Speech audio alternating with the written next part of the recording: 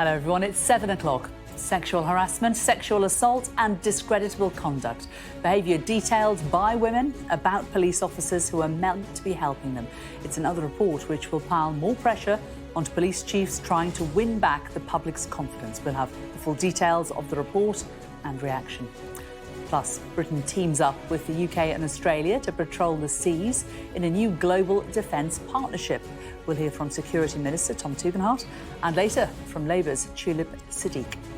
It's Tuesday, the 14th of March.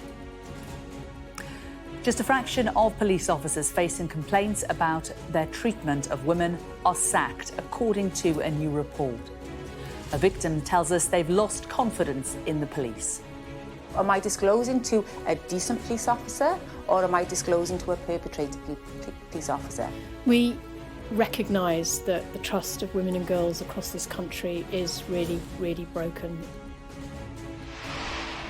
A show of strength to counter Chinese influence, the UK, US and Australia announced plans for a new generation of nuclear-powered attack submarines. Global banking stocks slump, despite a pledge from President Biden to protect the US banking system and the rescue of the UK arm of Silicon Valley Bank.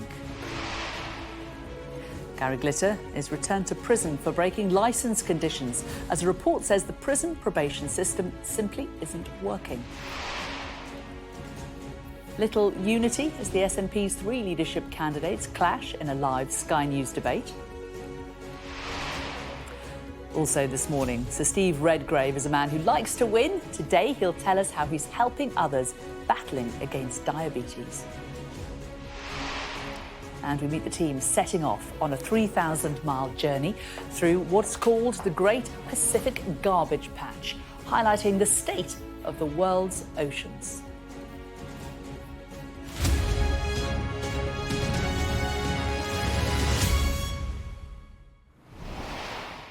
Hello, good morning. There's more pressure on police chiefs this morning with the revelation that more than 1,000 complaints were made against police officers and staff about their treatment of women. Hundreds of the complaints involved violence against women and girls. Others involved sexual assault, harassment and overbearing behaviour. Yet just a tiny fraction, fewer than 1% of those who faced complaints were sacked. Here's Becky Johnson. He stood about 3 foot away from me, pointed the gun at my chest, told me he loved me and pulled the first trigger. Rachel's husband nearly killed her after 18 years of abuse. She now supports other victims of domestic violence, but says many women are losing faith in the police. People don't feel safe reporting to the police because of everything that's happened over the last couple of years. What's the point in disclosing? You know, am I disclosing to a decent police officer or am I disclosing to a perpetrator police officer? In the 6 months to last March, more than 1,500 police officers and staff in England and Wales were investigated over concerns about their treatment of women. That's 0.7% of the entire police workforce. Less than 1% of those investigated were sacked. What is it you're searching for? Articles relating to the offences in St Albans. In 2020. This is the allegation that's been made to us, OK, sir? High-profile cases like Met Police officer David Carrick, who was jailed for a series of rapes, and Wayne Cousins, who murdered Sarah Everard, have led police to acknowledge that women have lost confidence in officers. We recognise that the trust of women and girls across this country is really, really broken. We want to show that we are indeed shining that light, that we will continue to do so, and that we will do all we can to remove people who shouldn't be working within policing, but we will do all that we can with other parts of the system to improve the criminal justice response. In Leicestershire, a new team of officers are trying to change the culture. It's about acknowledging that using victim blaming or minimising language is absolutely not acceptable, but also that sometimes it creates a barrier that prevents people from feeling that we are the right people to deal with their complaints. If trust in police is not restored, there's a risk women will feel they have nowhere to turn. Becky Johnson, Sky News. The UK has confirmed a deal to work with the United States and Australia to build a new generation of nuclear attack submarines. The agreement will create thousands of jobs in UK shipyards while helping Australia counter Chinese activities in the Pacific. Rishi Sunak joined US President Joe Biden in California, where he claimed it was the most significant multilateral defence partnership in generations. For the first time ever, it will mean 3 fleets of submarines working together across both the Atlantic and Pacific, keeping our oceans free, open and prosperous for decades to come. Australia and the United Kingdom are two of America's most stalwart and capable allies. Our common values, our shared vision of a more peaceful and prosperous future unite us all across the Atlantic and Pacific. For more than a century, we've stood together to defend freedom and strengthen democracy. Well, our political correspondent Tamara Cohen is here. Tamara, this is a lot of money, isn't it? Why does the government think it's a good investment? Well, I think the symbolism for Rishi Sunak is important. The 3 Western leaders standing there overlooking the Pacific in San Diego and sort of bolstering relations across the Atlantic. I think that will be extremely important for him. We knew about this deal 18 months ago. Now we have the details. It will involve a UK-designed submarine and it's a 20-year-long project. It will take a very long time for these submarines to be built in the UK and Australia and them to be up and running. But the Prime Minister, we know from the integrated review that he set out yesterday, believes that China is a big challenge. He didn't use the word threat. And this is the Western democracies working together to counter the challenge posed by China in the Indo-Pacific region. Now, the criticism that was made yesterday is that he's announced another £5 billion for the defence budget, less than his defence secretary had wanted. And it transpired that about £3 billion of that is going on our own nuclear deterrent, so not much for the army. And we're already seeing defence chiefs today saying, look, the army's had its numbers cut, been hollowed out, some say, over the last few years, and this doesn't really redress the balance. Labour also saying that when they were in power back in 2010, defence spending was at a higher level than it is now. So, yes, he is boosting alliances, but there's questions about whether he is spending enough back home. Also, of course, this week, the big political story, the budget, which is happening tomorrow. We're getting a few things drip-fed about it. One about pensions. It's for those who are saving a pension pot and have a lot of money. The government's going to increase it. Who will benefit from this? Yes, the backdrop to tomorrow's budget, which is Jeremy Hunt's first budget, is it's not going to be exciting good news. It's not going to be big spending. You're not going to see loads of tax cuts because it's important, he says, to cut inflation and debt. Those are the government's priorities. It's very steady as they go. But after the last few budgets, a boring budget, a lot of people would say, would be quite a good thing. I think that's what the government are hoping for. But, of course, they're going to have calls from people, where's the economic growth going to come from? Now, one of the big priorities for the government is to get people who are economically inactive, who could work but aren't, back into work. And we've seen a big trail in the newspapers today. The Treasury won't comment on it, but it's a pretty detailed story that the lifetime allowance, the amount that people can put tax-free, essentially, in their pension is going to go up from £1 million, which is the cap at the moment, to, it's claimed today, £1.5 million. So quite a big increase. And there'll be quite a hefty increase in the allowance that you can put in every year, from 40,000 to 60,000. So this is perhaps aimed at getting those like doctors, for example, who have taken early retirement back into work. But of course, you're giving a big tax break to people who are already quite wealthy, when it doesn't sound like many people near the bottom of the scale are going to be getting much in tomorrow's budget. Yeah, they'd be lucky to put anything in a pension at all. Tamara, thanks very much. Well, we will, of course, have full coverage of the budget on Sky News tomorrow. And we want to hear your thoughts about it. Will the Chancellor's plans make a difference to your finances? Has Jeremy Hunt done too much or too little?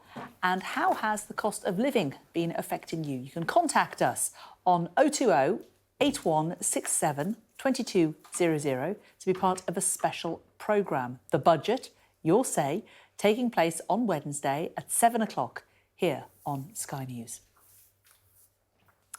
Now, the government's bill to implement its new migration policy has passed its second reading in the House of Commons. It aims to stop small boats illegally crossing the Channel, but was challenged by some Conservative backbenchers, including the former Prime Minister, Theresa May. Anybody who thinks that this bill will deal with the issue of illegal migration once and for all is wrong. Not least because a significant number, if not the majority of people who are here illegally, don't come on small boats. They come legally and overstay their visas. Well, the Prime Minister was in California as the bill went through the House, but had this to say. I'm confident that our bill represents the best way to grip this problem. I've also always been clear that there is no overnight, easy, one simple solution to what is a complicated problem. It will take lots of different interventions, and that's what we're doing. The latest unemployment figures have just been released. Our business correspondent Gurpreet Narwan is here to talk us through the figures. What do they tell us? Yeah, so these figures out today by the ONS, they show redundancies are rising, vacancies are falling, all of which points to a slowdown in the economy. Now, this hasn't yet fed into a higher unemployment rate. The unemployment rate was stable at 3.7%. But if you look at the raw numbers, the number of people who are actually unemployed in the economy, that rose. And so that is going to start feeding into the unemployment rate over the coming months. It's going to start climbing. And the Bank of England sees it hitting somewhere in the region of 6.5%, which is a lot higher than it's been in recent years. Now, perversely, the Bank of England is actually looking for signs of weakness in the labour market because it may take some of the pressure off the central bank to raise interest rates. Now, if the labour market is running too hot, and crucially, if wages are rising too robustly, policymakers fear that that could fuel inflation. So all of this suggests that things are sort of playing out as the Bank of England expected. OK. The collapse of the SVB bank, though, of course, that wasn't expected. That sort of obviously hit the news over the weekend. Should we be keeping an eye on stocks and shares today? Will there be more fallout from it, do you think? Yeah, and actually, I mean, I just touched on interest rates, but this also matters for interest rates because what it's showing is that rising interest rates in the economy are starting to now cause some damage. So just a few days ago, financial markets were pricing in they were almost certain that the Bank of England was going to raise interest rates at its next monetary policy meeting. That's now come down to just 70%. And there are similar lower expectations for the US Federal Reserve as well. So all of this suggests that the tide could now start to turn on interest rates and they could start coming down because there's a risk that it's undermining financial stability. OK, Gurpreet, thanks very much. Now, junior doctors are on strike for the second of 3 days. The British Medical Association says junior doctors' pay has fallen in real terms by 26% since 2009. Tens of thousands of appointments and operations are expected to be cancelled across England as a result of the 72-hour walkout. BBC bosses are coming under fire from some Conservative MPs following their decision to reinstate Gary Lineker to Match of the Day. A number of MPs claim the corporation has given in to the presenter. An independent review is to be held into the BBC's social media guidelines as a result of the showdown. President Biden says he intends to visit Northern Ireland and Ireland to mark the 25th anniversary of the Good Friday Agreement in April. The invitation from Prime Minister Rishi Sunak followed the pair meeting in San Diego to announce a nuclear submarine deal with Australia. Gary Glitter is back in prison this morning following a breach of his licence conditions. The 79-year-old was freed last month after serving half of a 16-year jail sentence.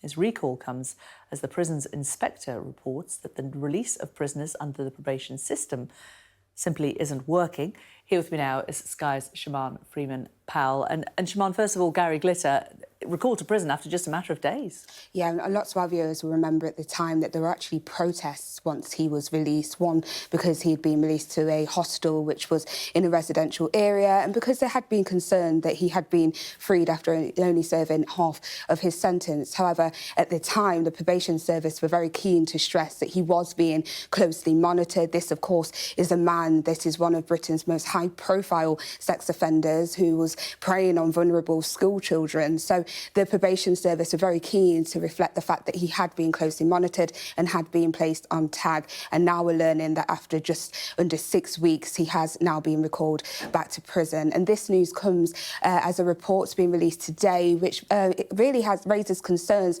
over the effectiveness of the probation service. It found that most, or many that are released, find it very difficult to integrate into normal life. The report found that fewer than 1 in 10 of those available for work went into employment deployment. Recall rates were high, with around 3 in 10 released from prison being returned to custody. And in some regions, almost half of those individuals were sent back to prison. Interestingly as well, the report found that many of the recalls were not actually for reoffending, rather it was for breaching those licensing conditions. And actually, in a lot of these cases, vulnerabilities were involved, such as drug misuse, homelessness, and lack of continuity care. So there has been recommendations to improve some of those issues, namely to improve staffing and to ensure that that continuity of care is happening.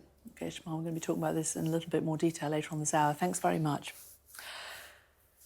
Members of the Scottish National Party have started voting for the successor to Nicola Sturgeon. And if they watched the debate between the three candidates vying to replace her as First Minister last night, they would have seen little unity on show.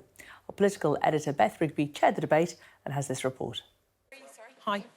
Candidates arrive and the stage was set, voting now underway. Three contenders with pitches looking to become Scotland's next First Minister. First, an awkward concession from Ash Regan, as she failed to explain what's needed to set up an independent currency. So you need a central bank? What about the other institutions you need? What other institutions are you talking about? You don't know?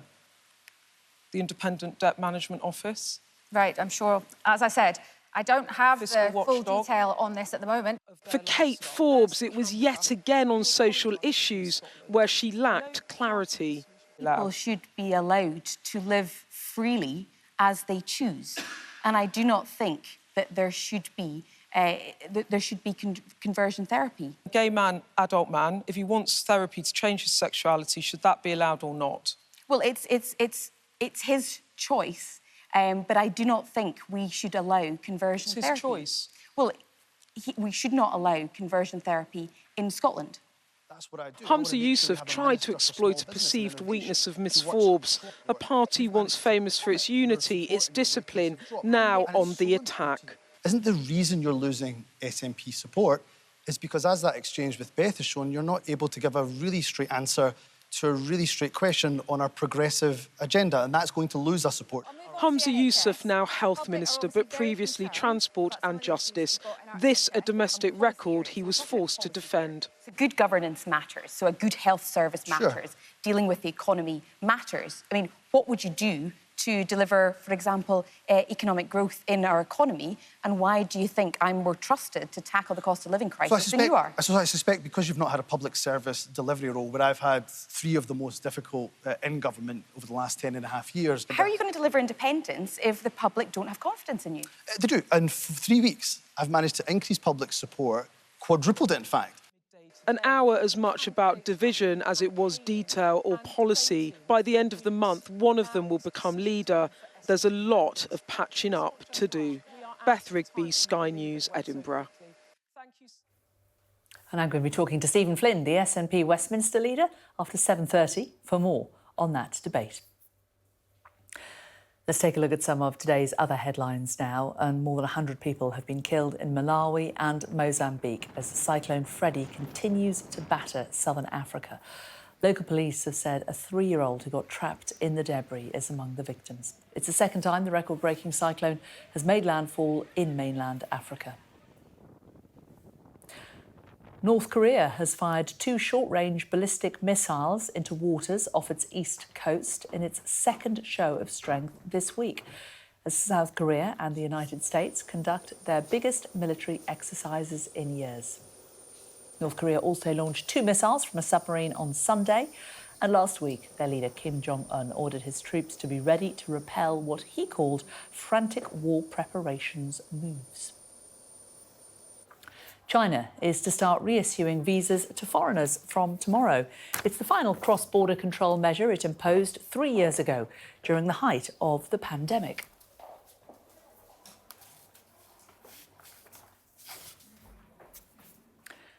Now, the UK has confirmed a deal to work with the United States and Australia to build a new generation of nuclear attack submarines. Joining me now, Security Minister Tom Tugendhat. Good to see you, Tom. Very well.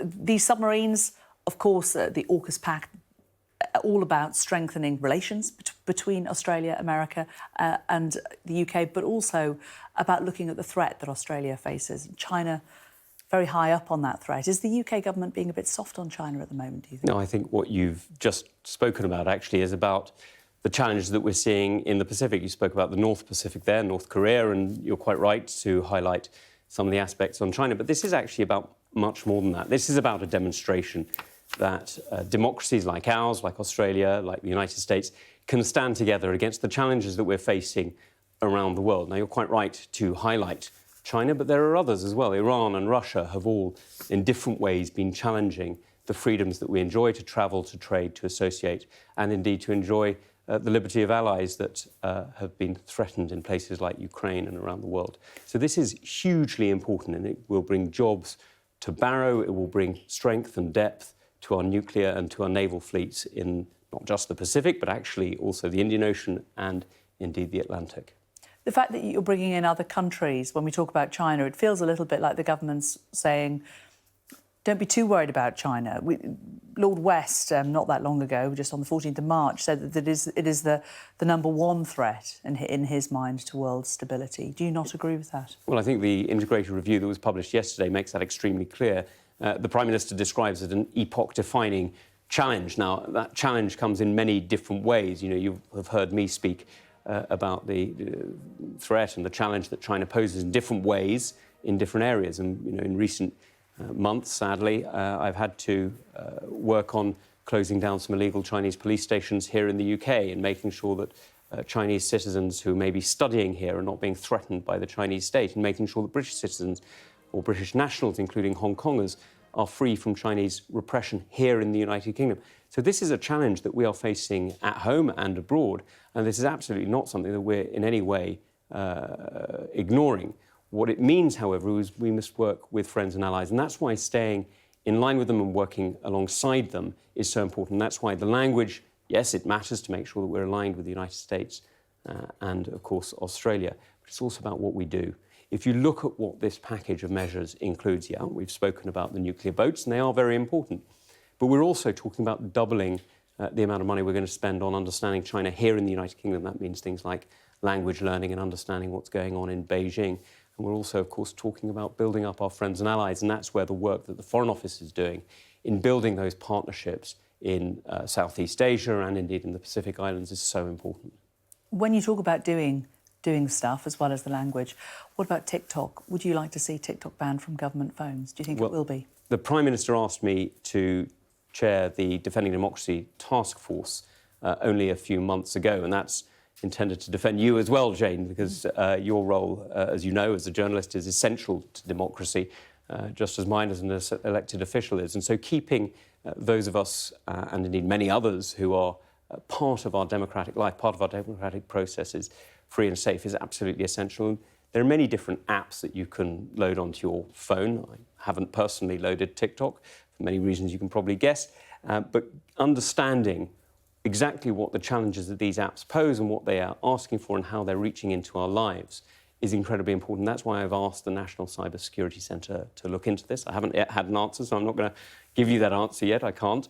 But as soon as I do, you'll, I'm sure, be seeing further. But if their advice was that it is potentially a threat, you would have no qualms about saying we should all be taking it off our phones? Well, look, the different countries have taken different approaches. The Indian government has banned TikTok and many other apps. The US government has taken different choices in terms of their government phones. Different states in the United States have decided to ban them from different states' phones. And so different companies, different countries have taken different approaches. I mean, what's certainly clear is that for many young people, TikTok is now a news source. And just as it's quite right that we know who owns the news sources in the UK, whether it's News International or Mirror Group or whatever it happens to be, Trinity, you know, it's important that we know who owns the news sources that are feeding into our phones, and TikTok is one of them. It's an excellent way to lose many hours, though, I found, in terms of children. I find there are plenty of other ways in social media to do that as well. Indeed. Let's move on to defence spending. We were talking a lot about it yesterday with this integrated review.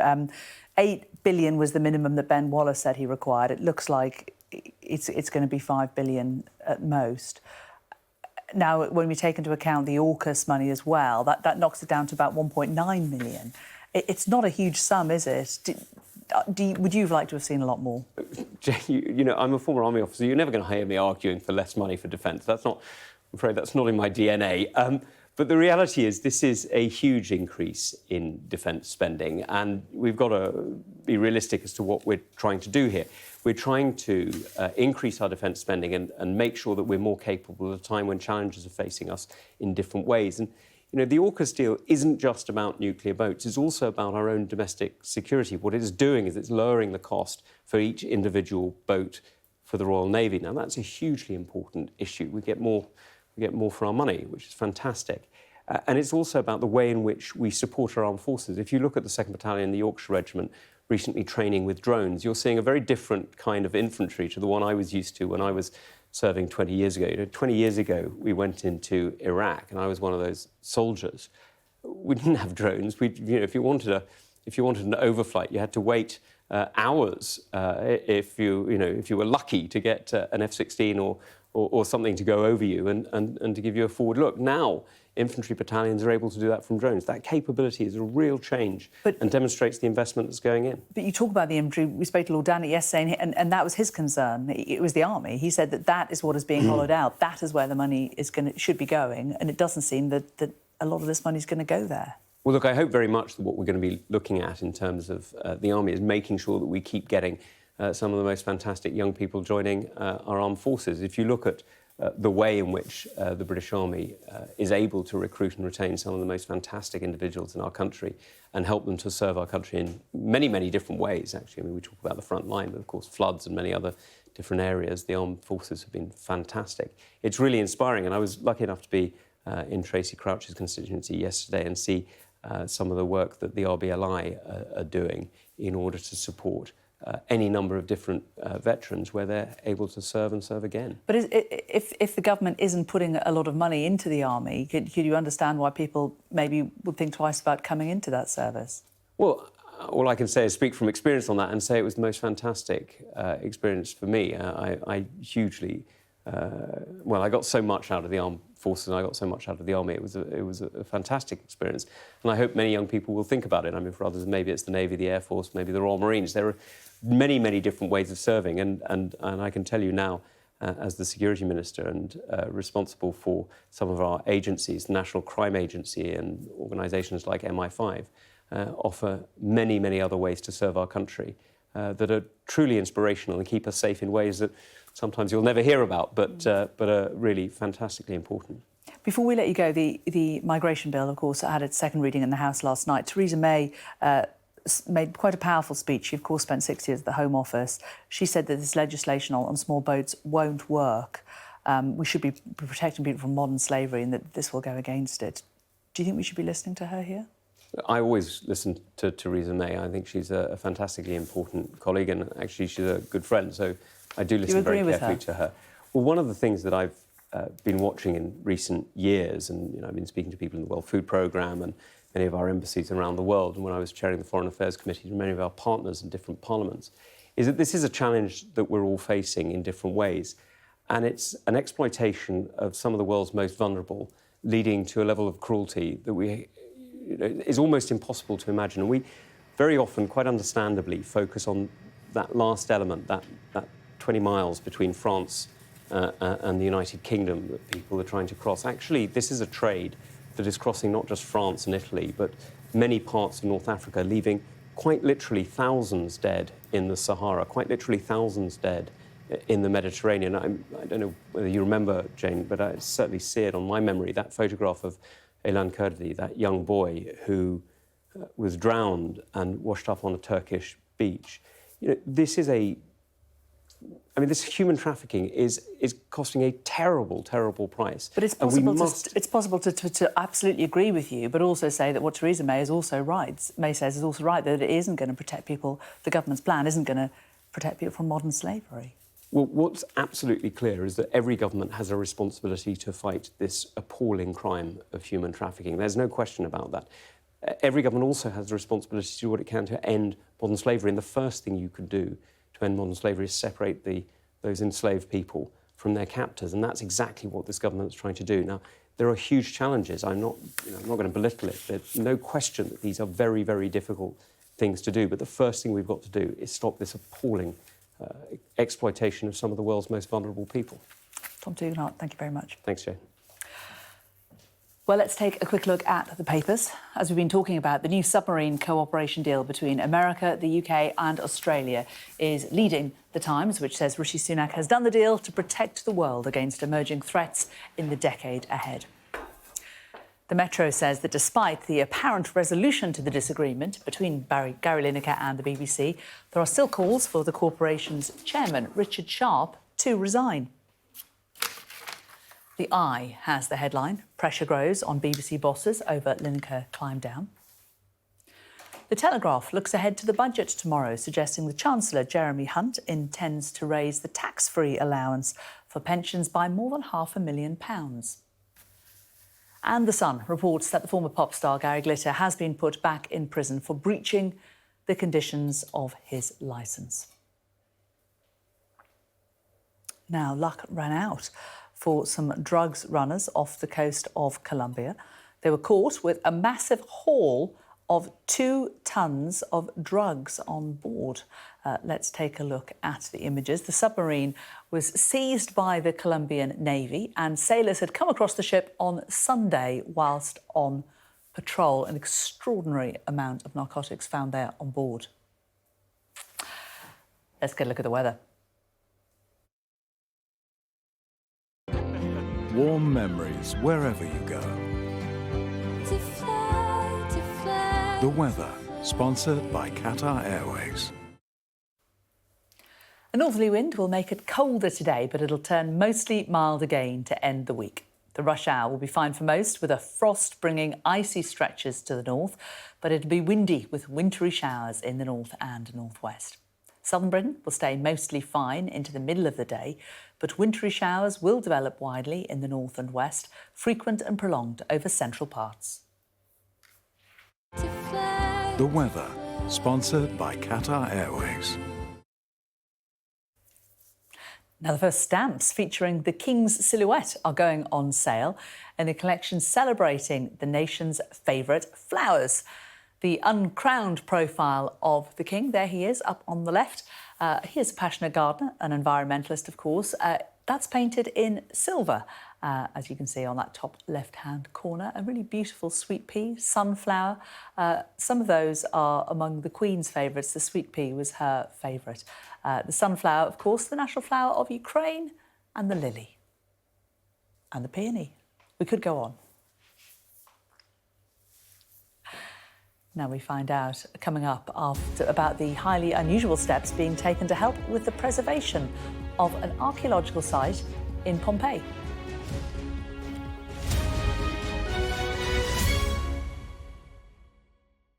That's one of the world's greatest archaeological sites, and now it's got sheep trampling all over it. But why? Well, archaeologists at the Roman city of Pompeii, which of course was buried under a volcanic eruption in 79 AD, have enlisted the help of a flock of sheep. The idea is that they will control the grass and the vegetation from causing damage without the need to use harsh substances or machinery to preserve unexplored sections against erosion.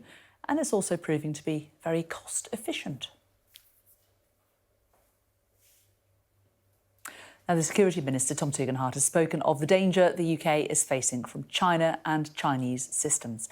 He was speaking after the UK confirmed a deal to work with the United States and Australia to build a new generation of nuclear attack submarines to help counter Chinese activities in the Pacific. A short while ago, Mr Tugendhat told me that the UK has to be aware of China's activities. The Prime Minister describes it an epoch-defining challenge. Now, that challenge comes in many different ways. You have heard me speak about the threat and the challenge that China poses in different ways in different areas. And, in recent months, sadly, I've had to work on closing down some illegal Chinese police stations here in the UK and making sure that Chinese citizens who may be studying here are not being threatened by the Chinese state, and making sure that British citizens or British nationals, including Hong Kongers, are free from Chinese repression here in the United Kingdom. So this is a challenge that we are facing at home and abroad, and this is absolutely not something that we're in any way ignoring. Well, Tamara Cohen is here with me. And Tamara, he was watching his words very carefully, but I got the impression that he would have liked to have gone further with China. I mean, Tom Tugendhat has been a security minister for a few months, and before that, as a backbench MP chairing the Foreign Affairs Committee, he was very hawkish on the subject of China. He's been sanctioned by the Chinese government.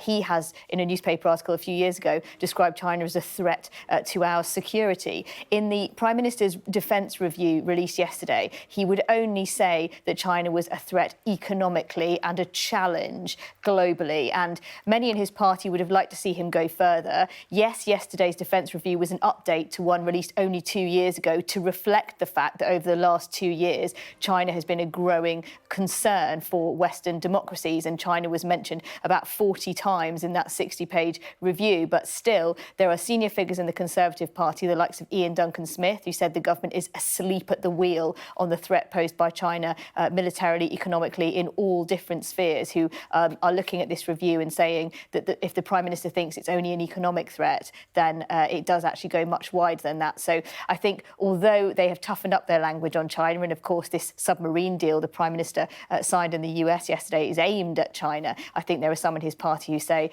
things might get a lot more concerning in the near future. OK, Tamara, thanks. Now, members of the Scottish National Party have started to vote for the successor to Nicola Sturgeon. And if they watched Sky's debate between the three candidates vying to replace her as First Minister last night, they would have seen each of them run into trouble. So you need a central bank? What about the other institutions you need? What other institutions are you talking about? You don't know? The Independent Debt Management Office? Right, I'm sure. As I said, I don't have Fiscal the full watchdog. detail on this at the moment. People should be allowed to live freely as they choose. And I do not think that there should be conversion therapy. A gay man, adult man, if he wants therapy to change his sexuality, should that be allowed or not? Well, it's his choice, but I do not think we should allow conversion It's his therapy. choice. Well, we should not allow conversion therapy in Scotland. What would you do to deliver, for example, economic growth in our economy? And why do you think I'm more trusted to tackle the cost of living crisis than you are? I suspect because you've not had a public service delivery role, where I've had 3 of the most difficult in government over the last 10.5 years. How are you going to deliver independence if the public don't have confidence in you? They do. And for 3 weeks, I've managed to increase public support, quadrupled it, in fact. Well, joining me now is the SNP's leader in Westminster, Stephen Flynn. Hi, nice to see you, Stephen. Good morning, Jane. What did you think of the debate? One of my colleagues, John Craig, said that he felt that Hamza Yousaf, who you're supporting, was guilty of a bit of mansplaining. Well, I've not seen the debate in its entirety. I'll be honest with you. I was voting last night against the government's deplorable asylum seeker bill. But what I have seen on Twitter when I got back to the flat last night and what I've seen this morning, it's been very similar to the previous debates. I think there's been robust exchanges, to say the least. And I'm looking forward to the end of the contest. That's probably the best way to put it, because I think it's time that the SNP moved on, that we focused on delivery and we focused on the big issues that are facing the people of Scotland, the cost of living crisis, the challenges which exist within our health service and health services across the UK, and of course how we get to that independent future. Is Hamza Yousaf the right person to do that, though? We've carried out a lot of polls in advance of the debate last night. One about Hamza Yousaf himself. Twice as many people think that he'd be a bad First Minister as a good one. Let's have a quick look at the results of that poll. Can we bring it up? Oh, there we are. Who would be a bad leader of the country? 44% Hamza Yousaf, 39% Ash Regan, 36% Kate Forbes.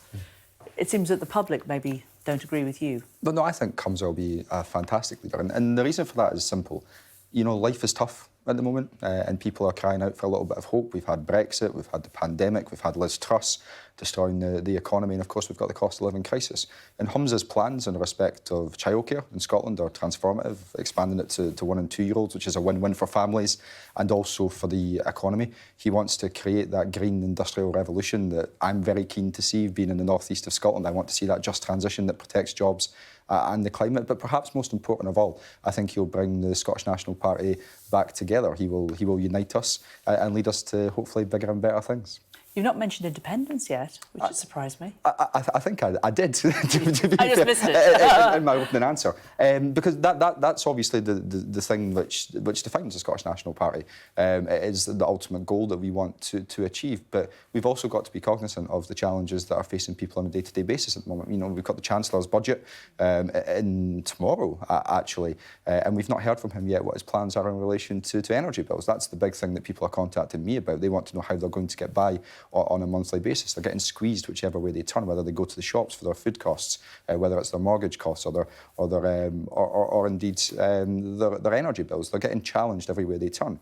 We need the UK government to take action. We've proposed that they don't just freeze bills, that they cut them by £500 a year because they have the fiscal headroom to do that. That's the big issues of the day. We should be focusing on that, and I think it's incumbent upon all of us to be talking about the things that matter to people in Scotland.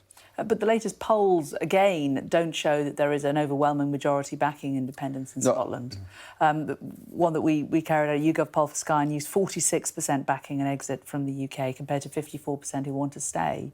It doesn't seem that it is the right time to be raising this again, is it? Well, the polls for the last couple of years have generally been there or thereabouts, 50-50. They sway from us being 53... It's not 50-50, it's 46-54. There's a big difference, isn't there? Yeah, but they sway from us being on 54 to the no side being on 54, and that's happened consecutively and on many occasions over the course of the last couple of years. But that's where it's incumbent upon us to have a leader who addresses the big issues that are facing people at the moment, but also builds that widespread support across society in Scotland for that better, fairer, greener, independent future that we want to see. And I think our views and values in Scotland are in stark contrast to those at Westminster. We have a Conservative Party which is going down a track which, frankly, I don't think any of us quite seen coming. The right-wing politics that are emanating from the Chancellor and the Prime Minister and the Home Secretary. And, of course, you have a Labour Party which is just as keen as the Tories are when it comes to the removal of the UK from the European Union, who don't seem to think the single market,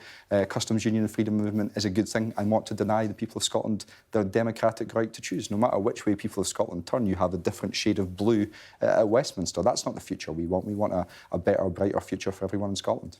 But some would say that Humza Yousaf is, in a sense, the same shade of blue for the SNP in Scotland. He's just the continuity candidate, Nicola Sturgeon 2.0. I don't necessarily buy into this continuity aspect. I think each and every politician is their own person, and ultimately what we're going to have is change.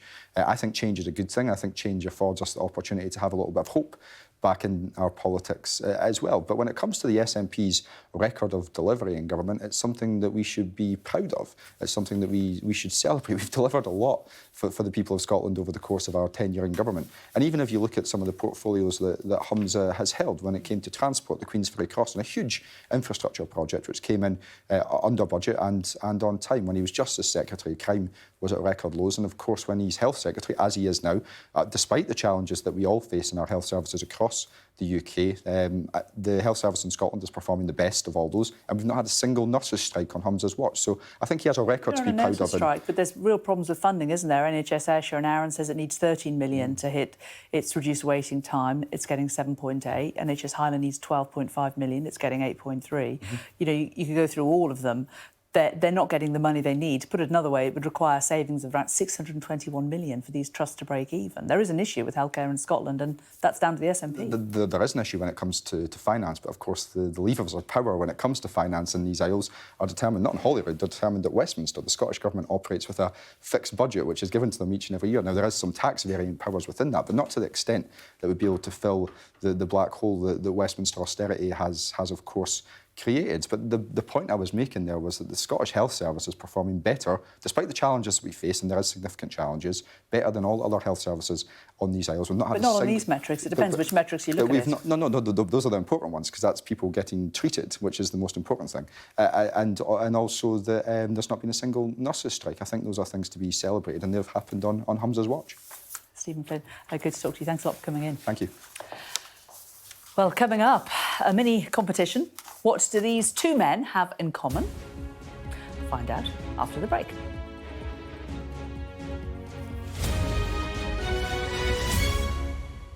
Now, before the break, I asked you, what do these two men have in common? On the left is, of course, the British actor Sir Michael Kane. On the right, music producer Quincy Jones. Now, if you said that they worked together on the 1969 movie The Italian Job, you'd be partly correct. Some days like these that I remember, singing songs and drinking wine. Well, Sir Michael Caine, of course, starred in the comedy crime film as Charlie Crocker. I should know, shouldn't I? And Quincy Jones composed the soundtrack, which features on this song, that song, on days like these. But that is not all. Any other guesses what milestone they share today? Well, they are both celebrating turning 90 years old. I cannot believe Michael Caine is 90. A fine gentleman.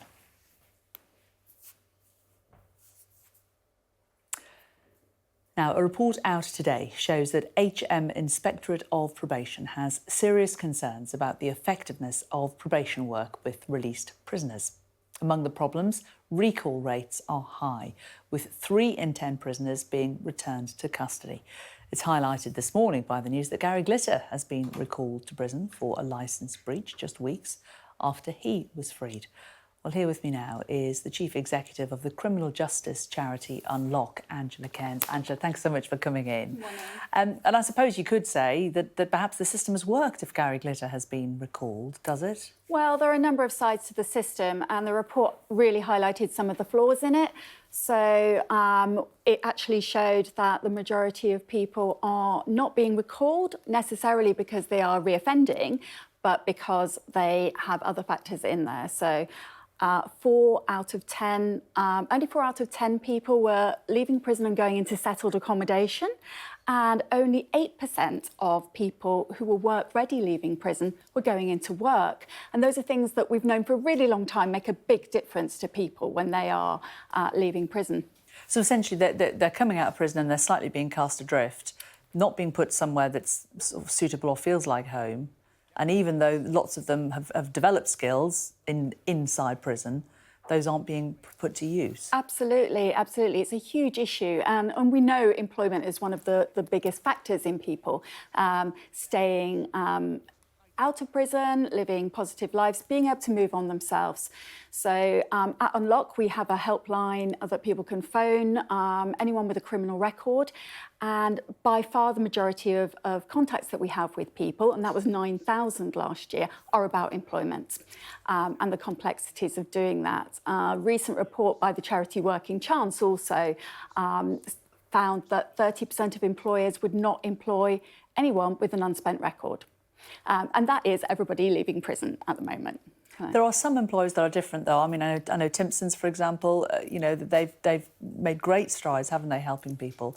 I mean, it's just an extra thing. I mean, it's hard enough to find a job for a lot of people these days, but how hard is it to get back on your feet when you've come out of prison and you've decided to turn your life around? It's incredibly complicated because people who are in prison have often got a myriad of things that they need to deal with. So we've talked about housing, there's employment, but often health as well. So you may have been getting support around drug or alcohol abuse when in prison, you're released. If there's no continuity there, then that's problematic. People often have mental health conditions as well, and we know that neurodiversity is an issue for many, many people in prison. So that if the support's not there, then they're not able to take those next steps. And in itself, having a criminal record causes a great amount of stigma, prejudice and discrimination. So people often have to live with that for life.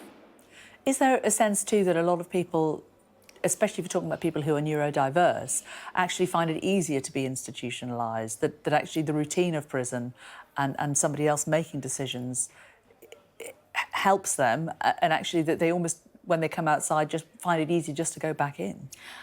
Not necessarily. So, you know, everybody with a neurodiverse condition is different, and there's a whole spectrum of them. I have ADHD myself, so the idea of being told what to do all the time is not something that I would relish in any shape or form. And often they are not necessarily getting the support that they need anyway. Mm-hmm, mm-hmm. Why do you think people still continue to see former offenders in the wrong light? You know, It is hard, isn't it? I think especially if you perhaps have a small company and you only have a few people there, that you can understand why people might think, I don't want to put myself at risk, I don't want to put my staff at risk. Sure. I think there is a thing around the language that's used around offending, around convictions. We hear things on the news from politicians, and it causes stigma for people, but it also feeds into this idea that anybody who has done anything wrong ever, anyone with a criminal record, is intrinsically bad and has no chance of rehabilitation. And if we're going to take rehabilitation seriously, which we should be, because it's for the benefit of everybody, we need to start seeing people as human beings who can change. Who can rehabilitate. Angela Cairns from Unlock, thanks very much. Lots more to come in the next hour.